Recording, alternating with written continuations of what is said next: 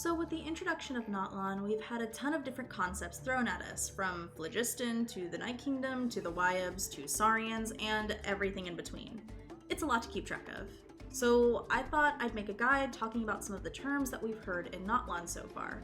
I did my best to include everything I could think of and research, but if I missed something, then please let me know in the comments and I can try to explain it there. There will be some spoilers in this video, so if you're not caught up on the Natlan Archon quest through 5.2, tread with caution. But without further ado, let's get into everything. The Night Kingdom is a liminal space between life and death, the body and the mind, created by the Lord of the Night as a substitute for Natlan not having deeply rooted ley lines. Essentially, one can think of this space as something similar to domains, the realm that Irminsul resides in, or A's realm of consciousness. It's a place that's not exactly a physical place that the Natlanese, and of course us as the traveler, can go to. Additionally, this realm houses the Wyabs and is a place that the souls of the Natlanese go after they pass. Eventually, those who are within the Sea of Souls will be reborn, though not as who they once were. The Wyab have made brief appearances so far in the Natlan Archon quests, though I suspect moving forward they're likely to have a much bigger role. For now, it's better to think of these beings as spirits. There is one for each tribe, and they're responsible for granting ancient names, and they're connected deeply to the survival of the Natlanese. With the Abyss invading the Night Kingdom, the Wyab have become infected and are in a weakened state. Each tribe chief is said to be able to commune with the Wyabs in their dreams, and we see the Wyab from the Children of Echoes in the Archon quest. This is the one that protected Kachina during her stay in the Night Kingdom. Moving on, we have Phlogiston. Phlogiston in Natlan is essentially what we can think of as pure pyro energy. Phlogiston is one of the original energies of Teyvat, which existed before Celestia created the current 7-element system.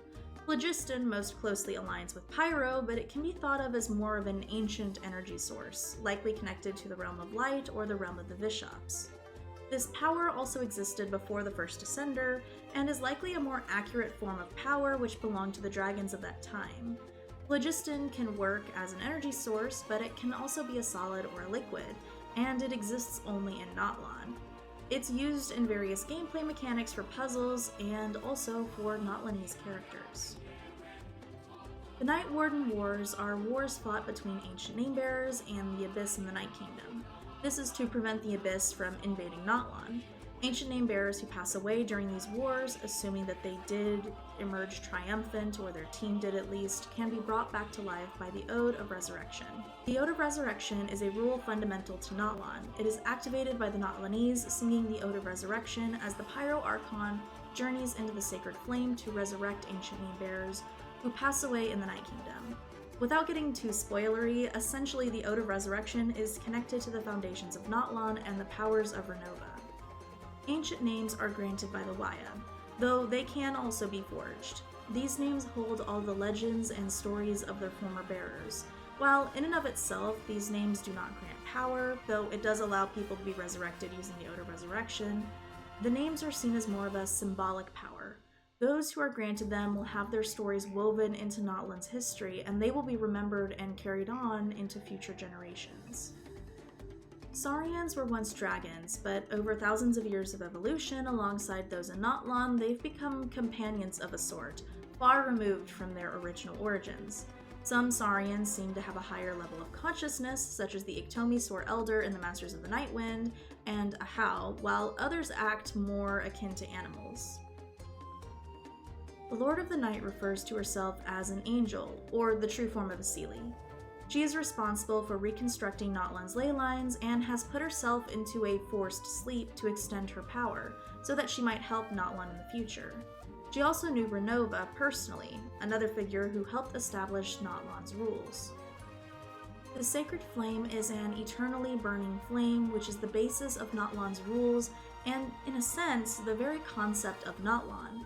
Essentially, one might think of the Sacred Flame as an extension of the Divine Throne of the Pyro Archon, though it's also separate from the idea of a Gnosis, and was created separate from the Divine Throne since it was created slightly after the Divine Throne.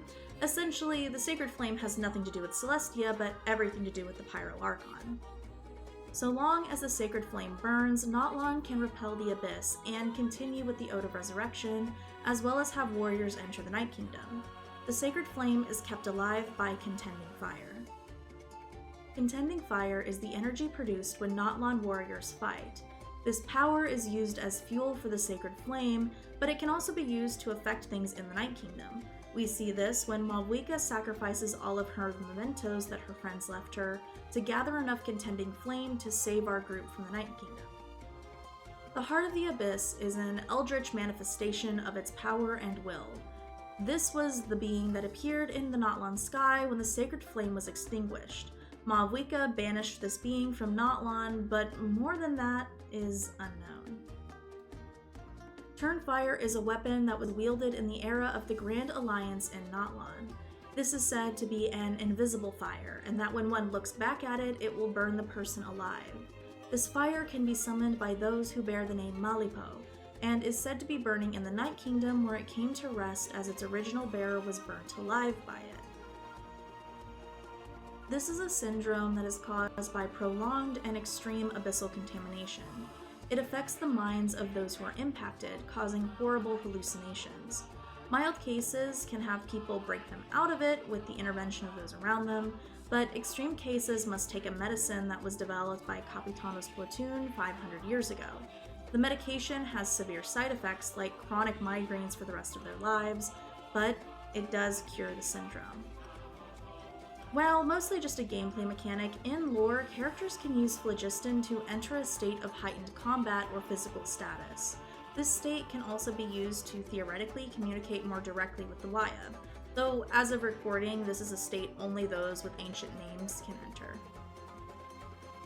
And with that, I think those are the most important terms we learned about in Natlan.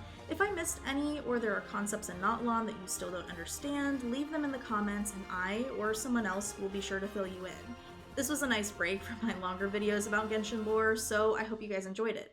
Do all the things, like, subscribe, join my Discord community, link will be down below, and may the wind bless your travels.